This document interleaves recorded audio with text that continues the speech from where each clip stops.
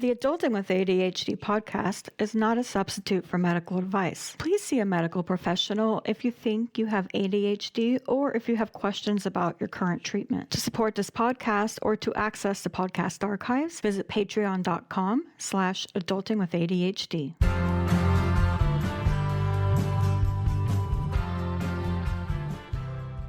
This is the Adulting with ADHD podcast, self-empowerment for people with ADHD. Today, I'm very excited to have with me anti-racism activist and consultant Sonia Lewis. Hi, Sonia. How's it going?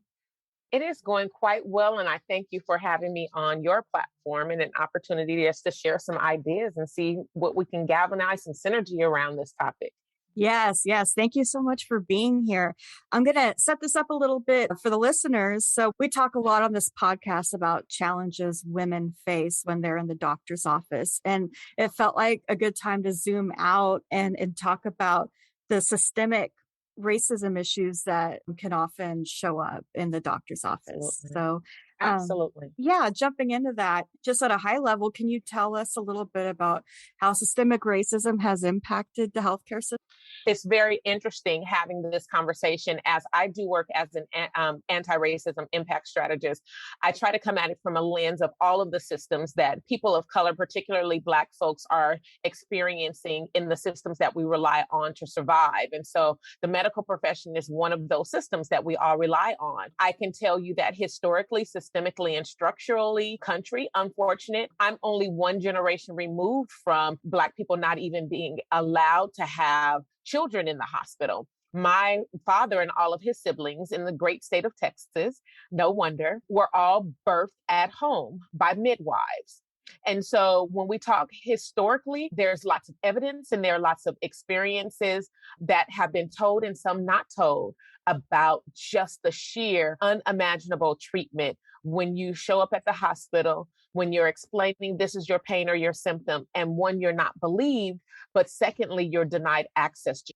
That's a very basic thing to have denied access to. That's incredible. I didn't even know it was that recent. When somebody's going into the doctor's office and let's just say they might feel like they're being denied this access and they're not getting what they need. What are some next steps maybe? And not to suggest that it is not at all the patient's fault and they should not have to bear that weight, but what do you do when you're in that situation? This is, like I said, it's a very important conversation. It's critical that we think from these lenses of what could you do or what should you do if you're facing these kind of situations. The fortunate part about it that I am also a doula, and a doula is someone who is like an advocate, but I'm also a former teacher. And so that also is an advocate.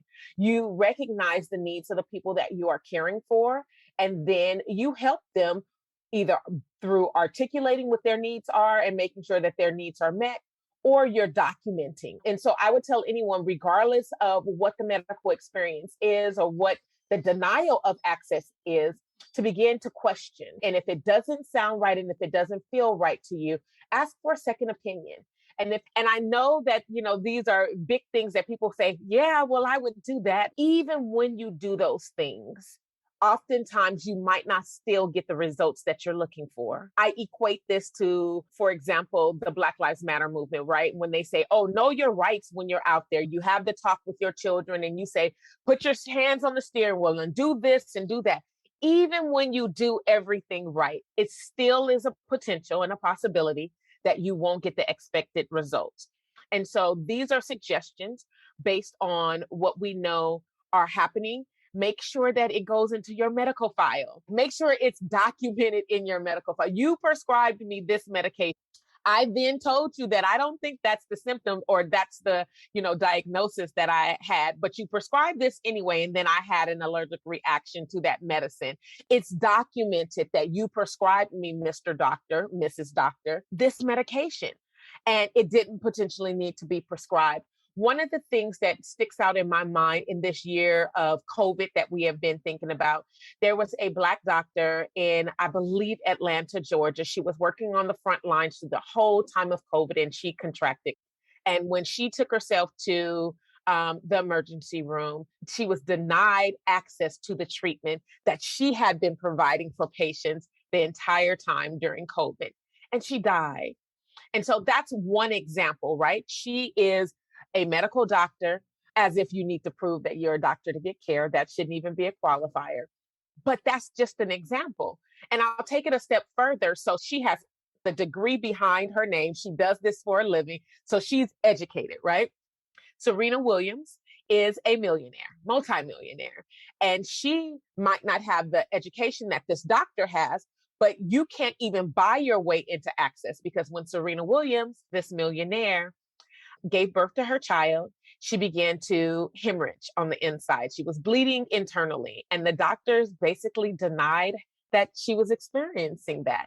And so when I think about the medical profession, I am one who I'm an advocate for myself. And so if a doctor says, we think you might have this, my first line of reaction is to go home and do my homework. Let me look up. Google is our friend these days. We can't make the excuses that I didn't know and I couldn't find out, because there's so much information right at our fingertips. So those are some suggestions that I make. I mean, but that's also a question that can lead down a rabbit hole, because there are so many other things that can come up in this profession when we talk about the denial of access and the racism that, or racialized trauma that comes along with seeking medical attention. You can also go down the whole of it is often criminalized. I read an article recently about a young couple. They were Black, I believe in New York City, Brooklyn. They wanted to have a home birth. In the process of having the home birth, there were some complications. They called an ambulance. The ambulance came, took them to the hospital. Everything seemed fine. Once they felt that baby and mom was, okay, they wanted to be discharged, because they wanted to do things more homeopathically and naturally. Yeah. And they were denied it. And they were literally accused of child abuse and neglect. And the police showed up. Oh, wow. And so there's not only a denial of access, there's also a criminalization when you assert your right to the treatment that you wish for yourself. And so we have to those are a lot of moving parts, and we have to put them into perspective. Yeah. Yeah, that's a huge iceberg. Absolutely. Wow. These are very broad questions. Another question would be, what does a just healthcare system look like? You don't have to paint the full picture, but just examples of, or even a positive experience you may have had, or, like this is how it should be. A just healthcare system, one, is equitable in the sense that everyone has access. And there are countries who are getting it right. There are countries who, regardless of who you are and what your status is in community, class, gender, education, they're getting it right. Everyone has access. So access is, I think, the number one thing that will leverage the playing field. The second thing is that I think that medical professionals need to be trained to listen. I think that bedside manner is so golden. It's like, the honey that makes my tea what it is. Right. I can't drink the tart tea, but I know that it's better for me than coffee. So I'm going to drink tea. So I'm going to choose a good grade of honey. And so bedside manner is super important. Bedside manner also requires listening and not implying that better than the patient that is showing up. Because I'm a firm believer that people know themselves and their bodies better than anybody. And so when you show up at a hospital or have a doctor's appointment and you're sharing, this is something that I'm experiencing, be open enough to ask questions and challenge the person that's in the room. I think that you are your biggest advocate and you need to have agency, and doctors need to help patients feel like they are agents in their own care. And so those are things that I would feel like is a just medical system. I also think that medical system, because we all rely on it. When I say access, I think that we need to take the monetary profiteering out of the equation so that we all can really benefit from the access, and that every hospital has up-to-date technology and every hospital have various options, because everyone's treatment is not going to be the same. That to me is the beginning of a just medical care system. Absolutely. Something that's brought me comfort is just knowing that there is affordable private online therapy available anytime and anywhere through BetterHelp. And I just found it to be way more convenient and way more in line with how I prefer to communicate. There's ways to communicate through email, through chat, through phone, whatever is easier for you. And listeners of the Adulting with ADHD podcast can save 10% off their first month today if they sign up. To take advantage of this deal, go to betterhelp.com/ADHD adulting. That is betterhelp, HELP.com/ADHD adulting. While you were talking, I was thinking back to, it was like a symposium I was watching on YouTube, and it was a women's healthcare symposium. And one of the panels that was what they were saying, like the whole what now, what do we do? And the big thing they all were talking about was listening to the patients, because there's so much in their books and they know their stuff, but we're all different. All bodies are different. We are all very different. And it's incredible that we have been allowed, especially in this country, to lead every industry around the world, but other countries are getting it right. And that to me, it speaks volumes to what we put value on. So we value the profit off of, these systems. That's important in this country. So we rely on the capitalist nature and the embeddedness that's attached, the dollar sign that's attached to the ability to be seen, the ability to get medicated, the ability to get treatment. Another aspect in that too is how we quantify and qualify individuals who may be experiencing mental health challenges, because I think that oftentimes gets overshadowed in the medical profession. And truth be told, unfortunately, the racialization and the trauma that has historically happened in this country, when individuals who are Black, Brown, Indigenous, poor, LGBTQ plus show up at hospitals and say they're experiencing one thing, especially when it's a mental health challenge, they are oftentimes seen as crazy or violent or irrational, rather than getting the true care that is needed for that moment. And so we have to take those kind of blinders off, and those blanket across the board statements that I will provide care and access for these individuals and not those individuals. Right.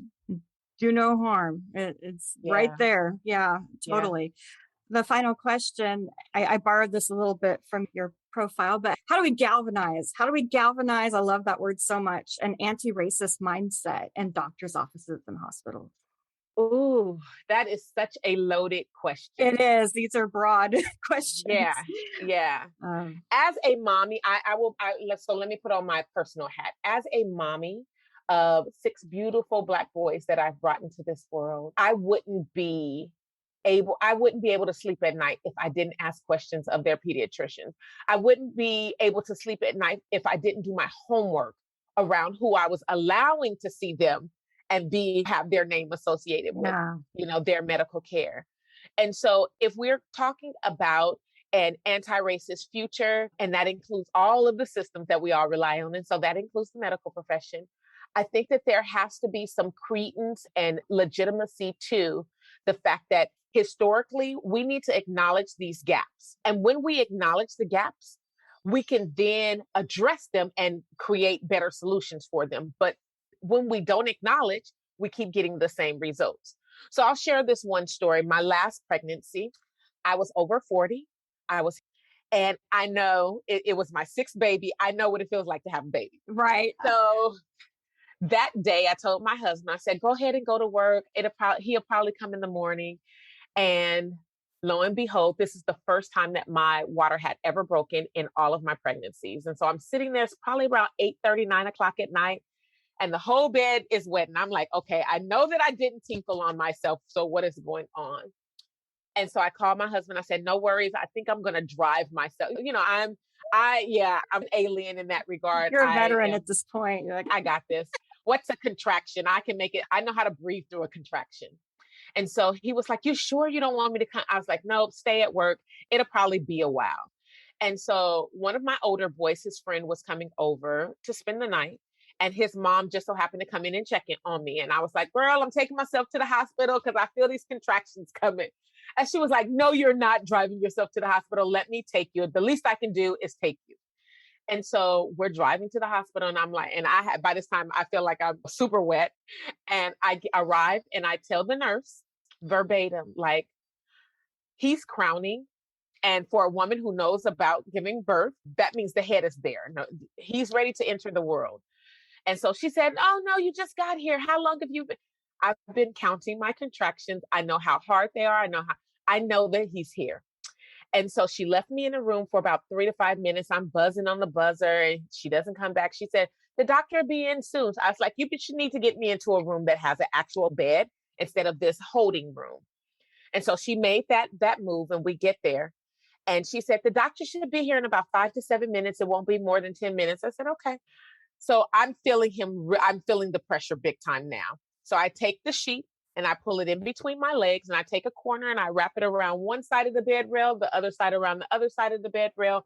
And I push because he's there. He's literally there. Wow. And I proceed to have my last baby all by myself. I brought him up onto my chest. I reached over. I had enough time and wherewithal in my mind. I reached over and grabbed my cell phone out of my bag. I take a picture to document the time.